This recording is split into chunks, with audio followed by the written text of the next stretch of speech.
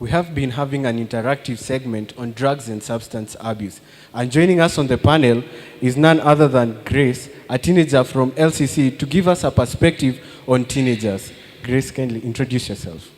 So my name is Grace Ndiema. I'm a Form 4 student at Siakago Girls High School. Yes. Yes, so we'll get straight to it. Why are teens into drugs? Why are teens taking drugs, Grace? Okay, so from my own perspective, most teens are taking drugs mainly because, as our guest said, the peer pressure. Another thing, most parents don't talk about this, and if they are talking about it, don't conversate. As in, they're like telling you, don't do this like the other kid who's in the neighborhood who's doing this and this, instead of telling them like drugs are bad. If you take them, this is what will happen to you. So, in short, most of the parents are like shouting at us instead of like talking to us. So you mean to say that if parents used another perspective of communication, teens of this age will be at a better place? Exactly. Yes, so Mr. Henry, yes. Why do you think that teens are into drugs now? Teens are into drugs for two main reasons. One is the popular culture. The popular culture is the media. What are our children consuming in the media today? What are they watching?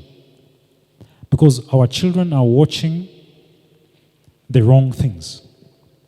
And they want to identify with what they see in these movies. And the second reason why our children are in drugs, our teens specifically, is because they pick these behaviors from home. They have the wrong role models. Nowadays, I see parents picking drinks from wines shops, and they go and drink at home. They buy cigarettes and they go and smoke at home. So what happens now to these young people who are growing and watching their dads and their moms smoke and drink?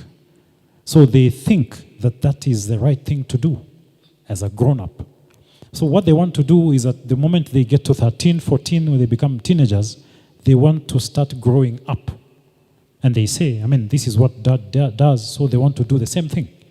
So I think those are the two major issues why the youth are in drugs today: media and the wrong people who are doing them at home. Yes, thank you. So Grace, when it in na una converse na your friends, ni drugs gani sahi teens wanatumia? What are the common drugs? Most like a major one, like my school is in Embu and Embu is near Meru. So like vitu most ziko kwa hivyo, let's say miraa, and then miraa is legalized. So like you can find like a teenager anatembea nayo, and I don't think like kuna place imeandikwa like miraa is ufai kutumia ati if you are below 18 or above 18. And most students in our school, most of their parents like own these miraa farms. So like you find the students like they're just in class and they're like, hey manze, mimi miss miraa nini. And another thing is bang. Everybody knows about bang, and bang is actually according to how I know, most the people who I know, it's actually very cheap if you don't know. It's like 25 shillings, and you can you can acquire it from anybody, like anybody who you know who uses it, not like everybody. Yes. So, Mr. Henry. Yes. During your time, what were the common drugs that you used? During my time in the early 90s, we were basically smoking cigarettes. Then later, we started smoking marijuana, or bangi, as she said. These other drugs were not there in the 90s. But today, the drugs that teens are using today, personally, I go to schools. I go to schools and I speak in churches when I'm invited. I speak in schools when I'm invited. And I know what these students are going through. When I finish speaking to them, they ask me questions and they tell me what is going on in their lives. And the drugs that they are using are basically mogoka, kuber, and bangi. Those three. And these are very dangerous drugs. Mogoka causes schizophrenia. When I was in rehab, there were students in my rehab who have acquired schizophrenia because of mogoka. Very young vijanas, 17, 18, 19. Their lives are messed up for the rest of their lives because schizophrenia has no treatment because of mogoka. The other drug that teens are using now is kuber. Kuber is being used in high school. It is the leading cause of rape.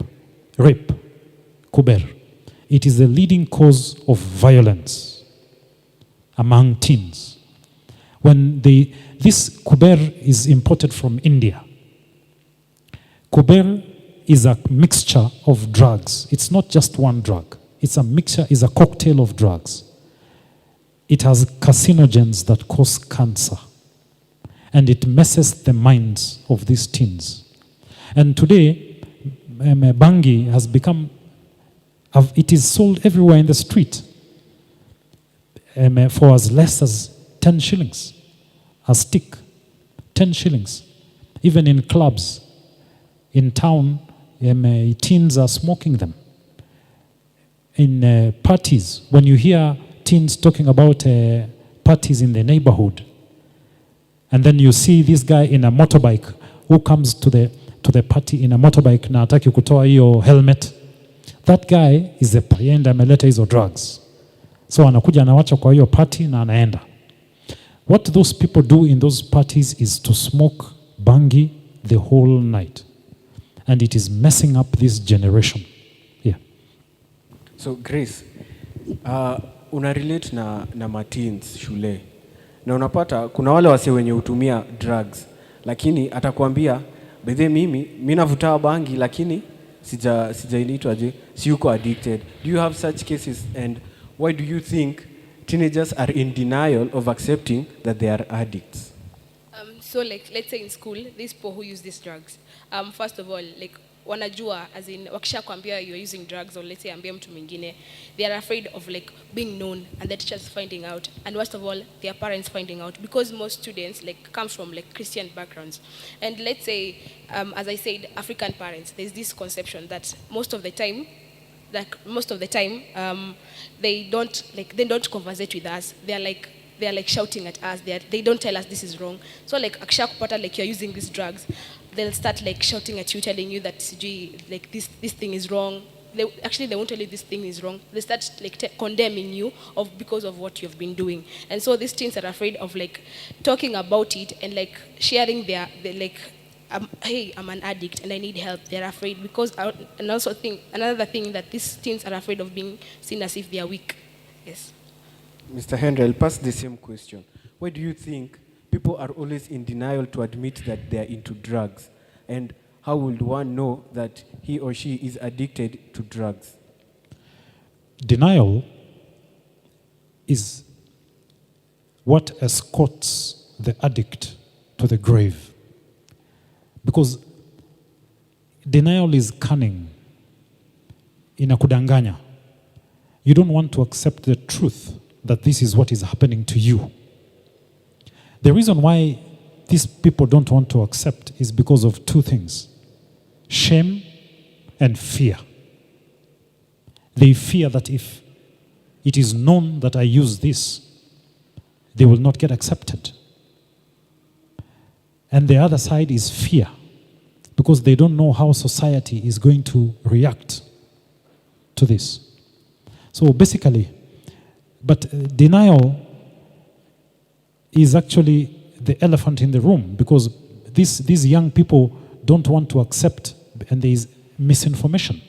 For example, as you said, weed, hii bangi. Unakuta vijana wanaambiwa ati ukitumia bangi ndio utasoma vizuri.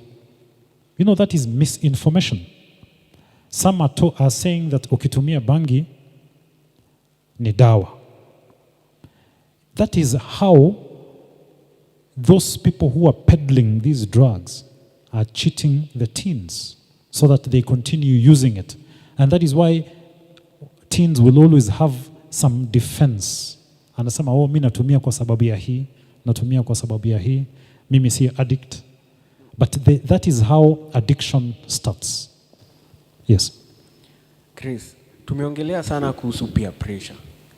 Ukiwa shule unataka kuonekana mimi ndo cool kid. Ukiwa home unataka kuonekana mimi ndo ule msee. How can teenagers handle peer pressure?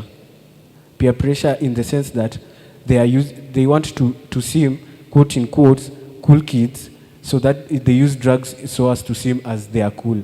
How can they handle this? So this thing about peer pressure, I want to look like a cool kid and everything.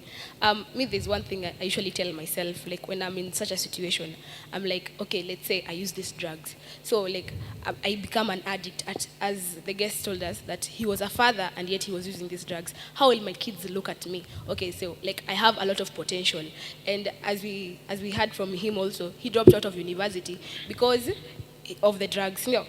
Yes. So imagine like angekuwa amesha achieve ama graduate from whatever he's doing. Let's say, I don't know what exactly you were doing before you dropped out, but let's say you are doing engineering. Ungekuwa umesha achieve vitu most sana because of those, if you are not using those drugs. But then because you're using those drugs, like imagine the losses that you will have occurred to you. And another thing, the worst part of it all, like even if you watch these documentaries, kuna withdrawal, and withdrawal is always the hardest part. Now imagine, like umekuwa a cool kid, like he said, most of his friends died. Now imagine you'll be there alone. Cool kid itakupeleka wapi? Mr. Henry. Just to add to what my fellow panelist has said, today, my classmates, si amesema ningekuwa mbali sana. It is the truth. My classmates are doctors. My classmates are MPs. My classmates are professors. My classmates are pastors. My classmates have built big houses. They have businesses. I remember one time tulikuwa na get together ya shule, ya high school. Tukaitwa one of those days. Of course, I didn't have a phone those days. Sikuwa na simu, you know, addiction, eh? Yeah. So nikakutana na one of my schoolmates kwa street, akaniambia si tuende mahali fulani kuna meeting ya high school. You know, when I got there, I was ashamed. I sat at the back. In fact, I took off because my desk mates were so, you know, they were doing so well. And of course, I was afraid of that question. Si watakuuliza, what do you do? Sasa nilikashindwa nitasema nini, you know. I was in tattered clothes, I was dirty, you know.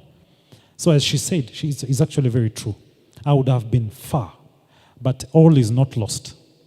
All is not lost. So, uti ako home, ana feel kuna pressure mob, ata handle aje hiyo peer pressure? Yes. Let me give you my example. Henry has always been a yes person. Henry, twende. Henry, amka twende. Henry, twende hivi. Uko wapi? Twende. I was always a yes person. So I want to advise the teens today. Learn to say no. Have boundaries. And you do it with respect. Just tell him or her, I'm not going. And you tell them firmly with respect. That is the best way to avoid that pressure. Yes. And I can also ask you this question. What is the hardest part of trying to come out of drug addiction? The hardest part of drug addiction is thinking about the withdrawals. You want to quit, but you wonder how you're going to survive the withdrawals. That is the most difficult part of every addict. That is why addicts quit so many times before they die. They are always quitting. Unakutana mtu anakuambia nimewacha. Lakini jioni atakunywa. Jioni atatumia heroin. Because of the fear of the withdrawals. Because kwanza hautalala. You will not sleep. Utapenduka kwa kitanda mpaka asubuhi. Then you start thinking about your problems. Za kesho. Watoi watakula nini? You know, you're looking at your kids. You know, kids are innocent. So you're looking at the children and you wonder, what did I do to them? So in order to forget those problems, you drink so that but you see, you're not solving the problem because you will still find the same kids when you come back. So those are the issues that addicts deal with. Yeah. Grace, umesema inaitwaje? Family plays a big part in helping and molding a teen. Uona dhania mzazi ama familia inaweza saidia aje teen get into drugs? So I just say the same thing that I was saying the other time, is do not confront, just conversate. As in, sit down with your teen and talk to him or her. As in, be open and be comfortable. And if you know a story of somebody else, unazampea and then umonyeshe. And there's this time my mom ashainipeleka like rehab, and then I saw the way these people were, and I was like, I don't want to end up like that. Like mpaka ulikuwa unawahurumia. These people were shaking, and you were just like, these people need help. And the parents and these family members, you have like to give these teens a chance, and uwasikize. And most of the teens actually sometimes si peer pressure peke yake. Sometimes this, like the teens, there's this thing called depression, and like mtoi anataka kuongea na mzazi, but mzazi hampei chance ya kuongea. So the teen, like anaona friends wake wanatumia drugs, and like they look happy, yet they are also having their own problems, but these drugs make these teens happy. So if these parents like give the children a chance and they listen to them and they talk to them carefully, and we have to like decrease some of these things. Like if we decrease depression in most of these teens, like right now, like saizi hata if you look like say quarantine, hata uangalie most teens, hata status zao, most of them are talking about depression. And unajua like in Africa right now, ukiambia mtu sijui there's something like depression, their parents are like, oh meguruka, there's something wrong with you, there's nothing like depression, it's just in your head. So you have to listen to these kids and give them a chance and make them comfortable. Yes. Mr. Henry. Yes. Grace anaongelea communication. Do you think if you spoke up to your parents and told them what you were going through, it would have made a difference? Yes, but there's a problem here. Sisi wa Afrika tuko na shida moja. We fear our parents. We don't respect our parents. Yeah. That is where the problem is. So there can never be communication in a situation where there is fear. So the only way is we have to come to that pedestal where we are equal with our children, talk about issues together. And then another issue about parenting and drugs. I would advise our parents today that when a teen is involved in drugs, do not become the enabler. Do not enable the teen. Because you see a teen who is doing drugs, ameshikwa, amewekwa ndani, but unakuta the parent wants to side with the son or the daughter, not with the law. So normally what happens is this. If your son or daughter comes and asks for money, don't give them. I know it's painful, but eventually you're doing the right thing. If you know they are doing drugs. If you're called by the police and you're told, habari yako mama mzuri, huyu ni kijana yako ako kwa polisi. Do you know the right thing to do? Don't go and bring them back. Let them stay there. That is tough love. What you're doing for that child will build that child in the future. Lakini ukikimbia saizi uende umtoe umwambie, oh, I'm sorry, nini, I've paid that 10,000 shillings. You're becoming the enabler. Then they will know, okay, I will do it again and again and again. It will reach a point where things will get out of hand. Yeah. So, you have placed it on a point of let parents communicate to their children on a one-on-one level. Yes. So, Grace, is this possible? Like, unaweza enda uambie mzazi wako shida zako sahi in this African setting? Mi naongeanga na mamangu. If like the parent akishakuwa comfortable na wewe and she accepts your wrongs and like see ati ukifanya makosa, you know, the like we have this law in our house, we have 3 chances. So you do like unajua kufanya makosa si kosa, lakini kurudia after asha kuona and then you start repeating it, hapo ndo tunakosana.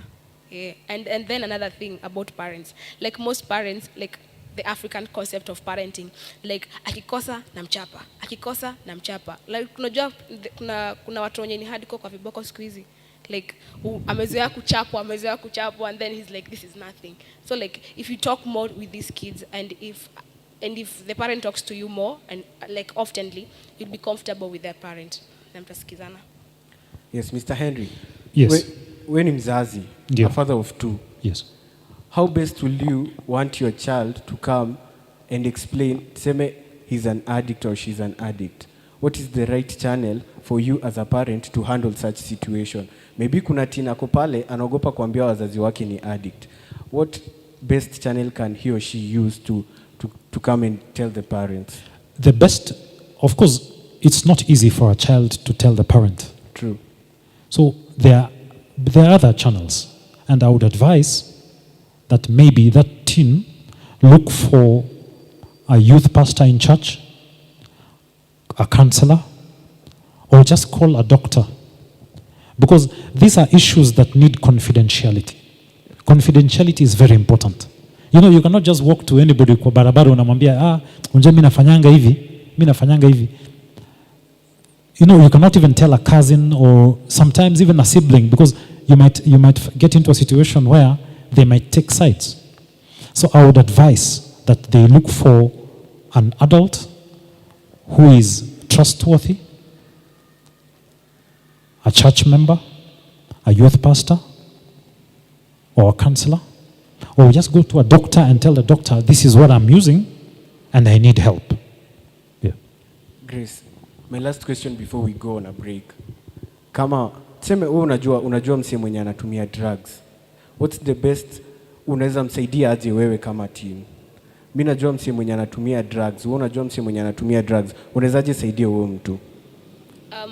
Me, I think that first things first, like umwongeleshe, get friendly with the person and find the reason why, and then like sikuna there are numbers out there and there are like organizations out there that are ready like to help these people, and you can find like people who are like old enough and people who have experiences like when unaweza wasaidia, like our guest here.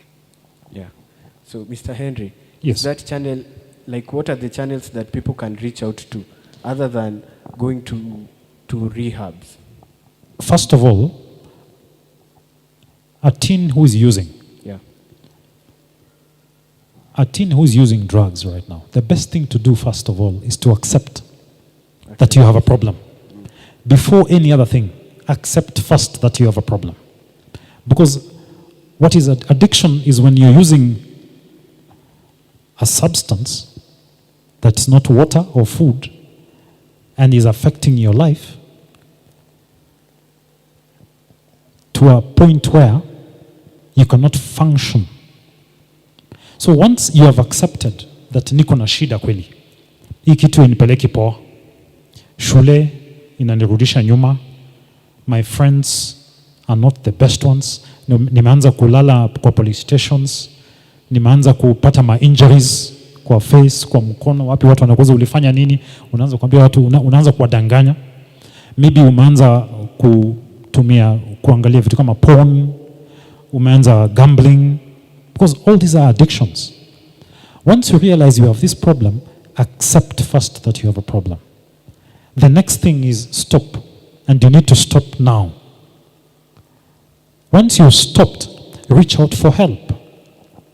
You can write a note somewhere, go to church, drop it, say, I have this problem. Then they will reach out to you. Then, of course, after that is getting treatment. I know this issue of rehab, what wanaogopa sana, as our guest had said, that alipelekwa rehab. You know, okay, it is a good way of sensitizing the youth so that they don't go to rehab. Like us now when we were in rehab, we used to go around to schools and churches to go and tell them not to come to rehab. So we would go and tell them, this is our life today. Rehabs are very expensive.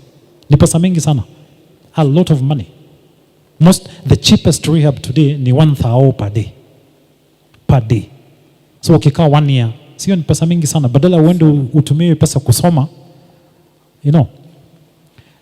Some rehabs are even 60,000 a month, 80,000 a month.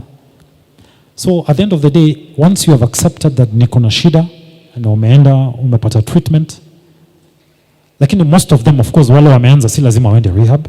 Hiyo si lazima. You just go to a hospital, unafanywa detox, you go talk to a counselor, and you go back home, change your routine.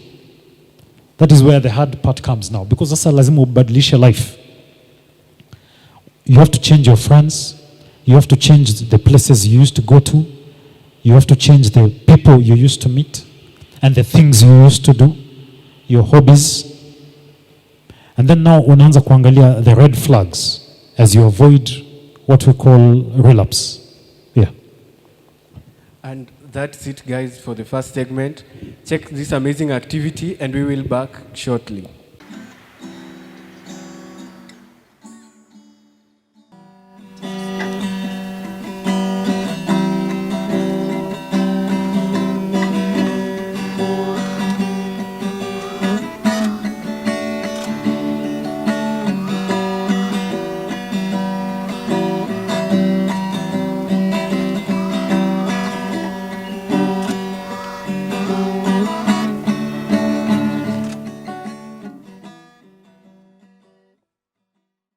My name is Steve and I'm a spoken word artist. Ila on the strings. Na tunawakaribisha hapa Life Celebration Center. Chacha maseleb penye kuna maseleb bila ratio. Here we feast on the word of God, so usikose kwa hii sherehe. Watu ya sherehe. Sherehe. Power. So this piece we are going to do inaitwa Love Ya God.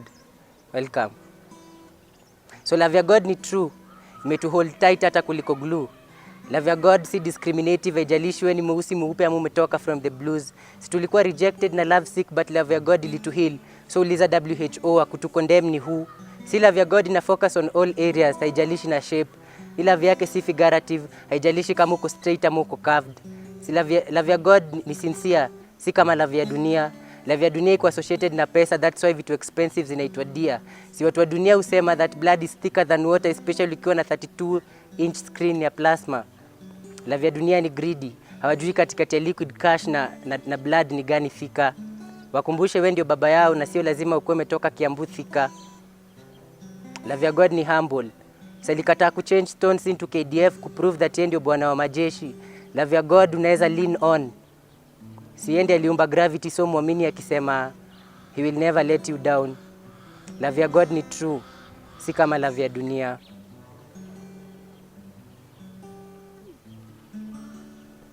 So life bila God ni so desperate. Life bila God itakufanya upractice agroforestry ndio at least utwe daktari wa mitishamba. Life bila God is so senseless. Life bila God itakufanya ufungue duka ya kuuza credo ndio at least upate mtu wa kukubamba. So kama inside ya God ndio kuna peace, kama inside ya God ndio kuna joy, kama inside ya God ndio hakuna tear drops. The Lord is my shepherd, I shall not want. He is the Lion of Judah, I shall not hunt. His name, hallelujah, I'll forever chant, and I'm not going to hell, so I'll never be burnt. Love yake ni true. Alikubali kwenda hell so that I can go to heaven. Jesus, you died for me, I'll live for you. Alikubali kwenda hell so that I can go to heaven. Jesus, you died for me, I'll live for you. Yeah.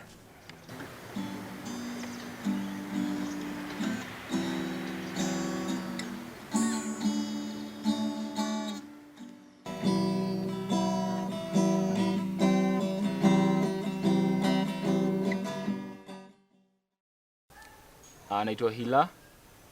Mimi huwa nacheza gitaa na mimi bado huandika mistari.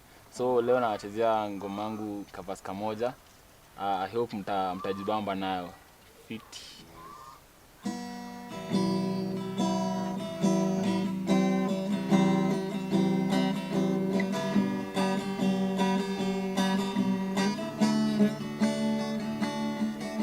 Mapenzi mwilini, nachoma maini, mapenzi rahisi, penda nao wawili. mapenzi ni moto uchomao bila kusaza. Mapenzi mwilini inachoma maini, penzi rahisi upenda nao wawili. Mapenzi ni moto uchomao bila kusaza. Mungu kawaumba Adamu na Hawa, kaweka Edeni, waishi wapendani, wakule matunda yote bila kusaza. Mungu kawaumba Adamu na Hawa, kaweka Edeni, waishi wapendani, wakule matunda yote bila kusaza. Mapenzi mwilini nachoma maini, mapenzi rahisi upenda nao wawili. Mapenzi ni moto uchomao bila kusaza. Mapenzi mwilini nachoma maini, mapenzi rahisi upenda nao wawili. Mapenzi ni moto uchomao bila kusaza. And welcome back. I hope you enjoyed the activity. So this is the second segment of the program where we get to ask our questions directed to our guests. So kindly, audience, come in with your questions. So, in the case where drug addicts have no close friends or relatives and they want to come out of doing drugs, who will they reach out to in order to get help? Thank you very much. Okay, it is a difficult scenario because the only way to get help is to talk to somebody. And you cannot just talk to strangers.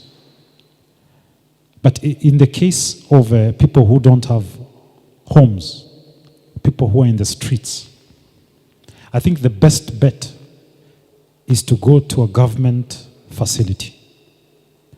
Because at the end of the day, the government should be responsible for people who have nowhere to call home. I think the best thing is to go to a chief or a government official, and there are homes that are run by the government.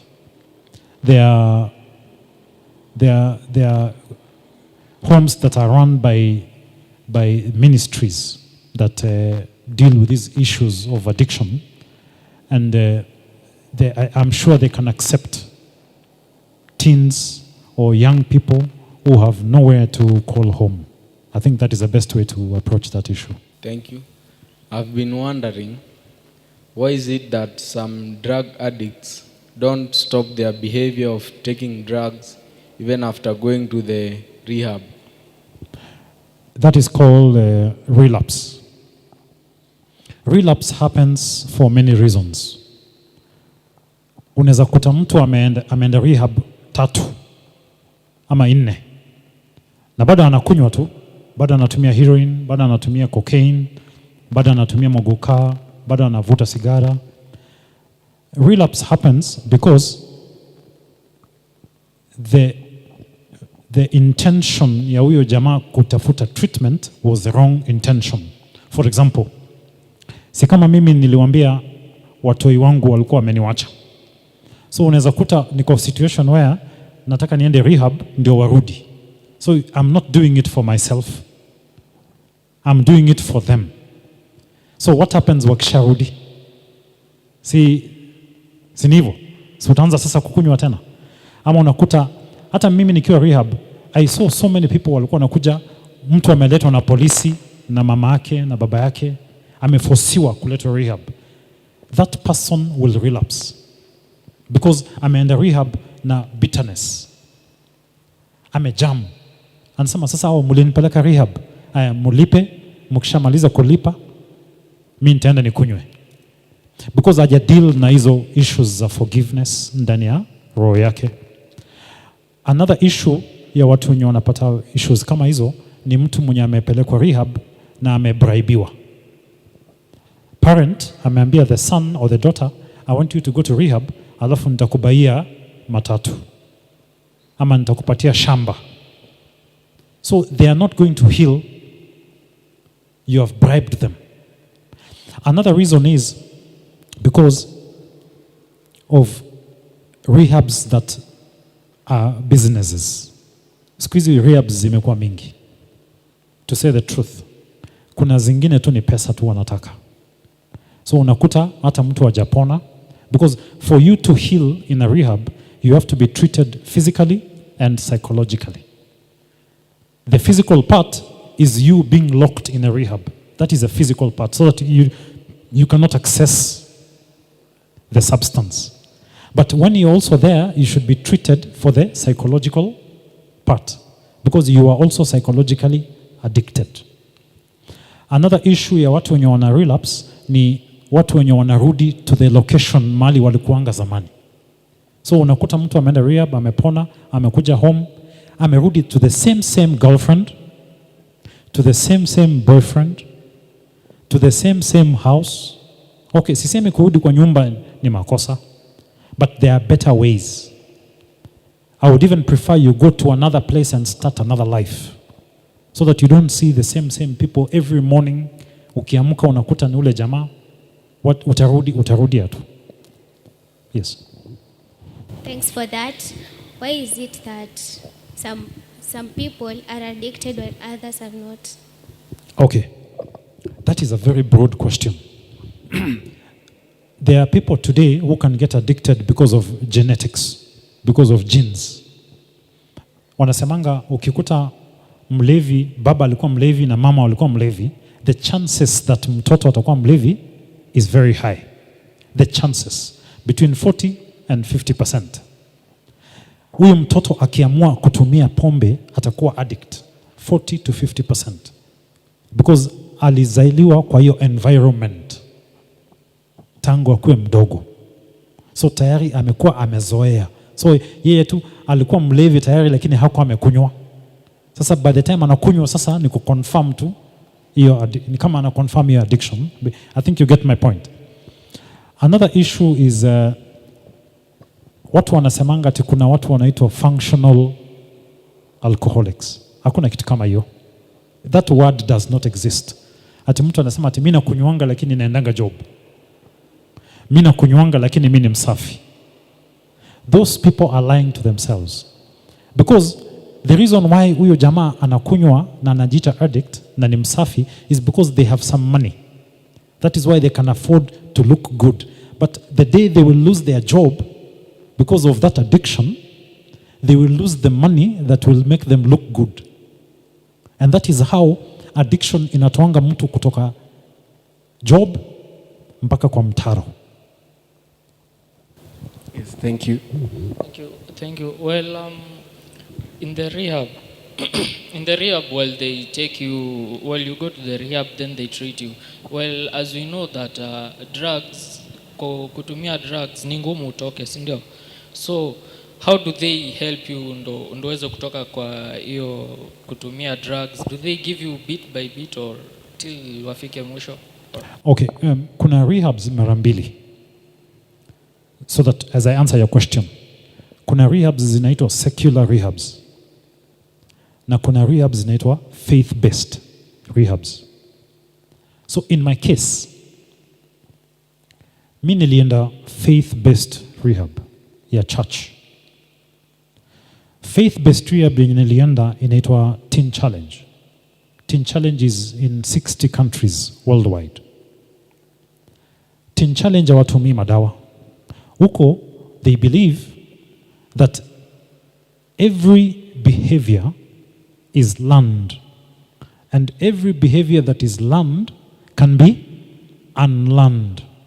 Sababu si ulijifunza pia unaweza wacha. But now there is a twist, and the twist there is Jesus Christ. That if you believe and you surrender to Jesus, because he paid for you, for your redemption, your cravings itaisha. So ile rehab nilienda hakuna ati unapewa ati kidogo kidogo, hakuna. So unaenda tu na ile willpower. You quit and you na unavumilia until you heal. Lakini zile zingine, the secular nilikuwa nasema, unapewa kidogo kidogo alafu wanapunguza mpaka unawacha.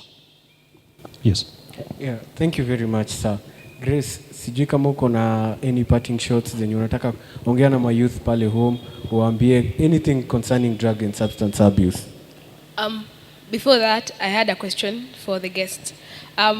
Rehabs, as in, is it like, let's say, a school, as in, where, you know, like there's this guy who told me like it's like a prison, as in reality, without seeing people who visit there, they don't come in. Is it like a prison, Ama? Yes, a rehab and a prison is one and the same thing. Hakuna tofauti. So kama mimi nilikuwa rehab 1 year. Hiyo 1 year hakuna kutoka, hakuna TV, no money, no newspapers, no phone, no friends, no visitors. So it is actually a prison. So the program is you wake up. Of course, you know now an addict lazima uanze kufunzwa kulala kama mtoto mdogo. So kuna kitu inaitwa lights out na lights on. So by 9 p.m. stima zinazimwa, lazima ulale. Ulale kama hakuna usingizi utapenduka tu, lakini there's nothing you can do about it. Wake up in the morning, go to church, breakfast, go to shamba, unalima kidogo, you go for counseling sessions, you go and play football here and there, you go and help around, do this and that, and eventually it is a prison. Yeah. Okay, so this is one thing I have to say, like to the youth. Before you use these drugs, this is one thing that you must think about. What do I want for myself? As in, mi nataka nikuwe nini in future, and when I grow up, I'll have kids. What will my kids think of me? Mi nitakuwa mtu aina gani kwa hii maisha? I want to change the world, sindio? And you have like, your parents have invested a lot in you. Do you want to thank them in such a manner that you'll just be a drug addict? Mse mwenye, you are dependent to like substances. Yes. Yes, Mr. Henry. I like telling people my story so that they listen to me, so that they don't do what I did. Because eventually, that is what they become. You become an animal. At some point, I could not eat food. Singekula chakula, because nilikuwa nimetumia drugs mpaka my system yote, from my mouth all the way to my anus, was wounds. From kuanzia mdomo mpaka nyuma kabisa. So I was passing blood in my stool. I could not eat ugali, githeri, kuku, anything because of the vidonda, yeah? So what I used to do ni kublend kama mtoto mdogo. Unaona ile chakula ya mtoto inapigangwa hivi? That's what I used to do. You know, a grown man, a father. It is so embarrassing that as somebody who is 45, 44 could do that. I'm very soon I'll be a grandfather. So, you know, that is, I normally tell the young people not to do drugs, because it destroys the human being in you. Yeah. Thank you very much. Thank you to our guests and also to our audience. And thank you for also watching this show. I believe that you have learned a thing or two. And if you are into drugs or know somebody who is doing drugs, there is a number scrolling down your screen. You can reach out. There is a person waiting at the end of the line to just talk to you about this.